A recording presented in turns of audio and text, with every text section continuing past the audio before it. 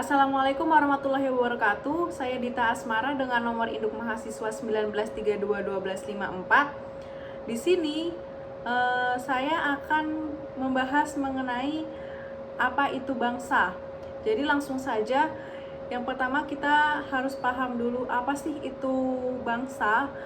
Menurut para ahli dulu nih, menurut Ernest Renan dari Prancis, ia mengatakan bahwa bangsa adalah suatu kelompok manusia yang berada dalam sebuah ikatan batin yang dipersatukan sebab mempunyai persamaan cita-cita dan sejarah yang sama. Itu menurut Ernest Renan.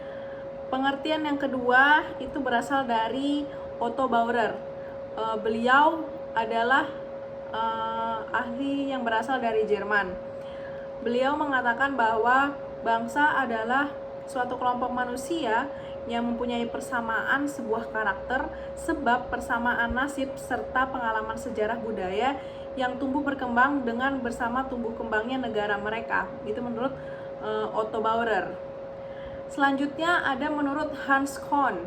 Jadi menurut Hans Kohn, bangsa itu ada karena adanya persamaan bahasa, ras, adat istiadat, serta agama yang menjadi pembeda antara bangsa satu dengan bangsa lainnya. Itu menurut Hans Kohn. Nah, itu kan tadi kita udah tahu tuh pengertian bangsa menurut para ahli. Sekarang kita akan simpulkan bahwa apa sih itu bangsa? Bangsa adalah sekelompok manusia yang dianggap nasional, mempunyai identitas bersama, serta memiliki kesamaan bangsa, ideologi, agama, sejarah, serta budaya. Mereka pada umumnya dianggap mempunyai asal-usul atau nenek moyang yang sama gitu. Jadi mereka mempunyai keturunan yang sama. Itu adalah pengertian dari bangsa. Sekarang kita akan bahas faktor-faktor apa aja yang bisa mempengaruhi terbentuknya suatu bangsa. Jadi yang pertama itu ada persamaan asal keturunan etnis. Secara etnis mereka itu satu keturunan, satu nenek moyang, seperti itu. Yang kedua ada kesamaan atau persamaan pola budaya. Budaya mereka itu sama. Yang ketiga ada persamaan tempat tinggal atau yang biasa disebut di sini itu dengan tanah air. Jadi di Indonesia ini wilayah tempat tinggal atau tanah air kita tuh sangat luas ya, terbentang mulai dari Sabang sampai Merauke. Itu adalah wilayah tempat tinggal Indonesia. Nah, yang selanjutnya, faktor yang selanjutnya yang keempat yaitu ada persamaan sejarah atau adanya persamaan nasib. Jadi seperti yang kita tahu ya, Indonesia ini sudah dijajah selama ratusan tahun. Jadi kita punya perasaan atau penderitaan bersama di bawah penjajahan bangsa asing yang kurang lebih 350 tahun atau 3,5 abad itu. Karena adanya rasa nasib yang sama, sehingga kita memperjuangkan hak untuk merdeka, seperti itu. Nah, setelah itu adanya persamaan cita-cita, tujuan, dan visi yang sama.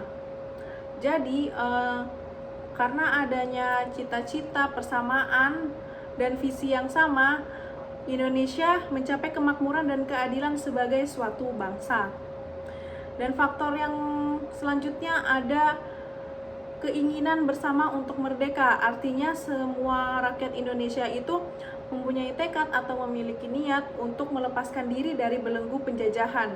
Oke, sekarang kita akan membahas apa aja faktor pemersatu bangsa. Kalau tadi kan faktor-faktor terbentuknya suatu bangsa. Sekarang faktor-faktor atau alat yang bisa menyatukan bangsa.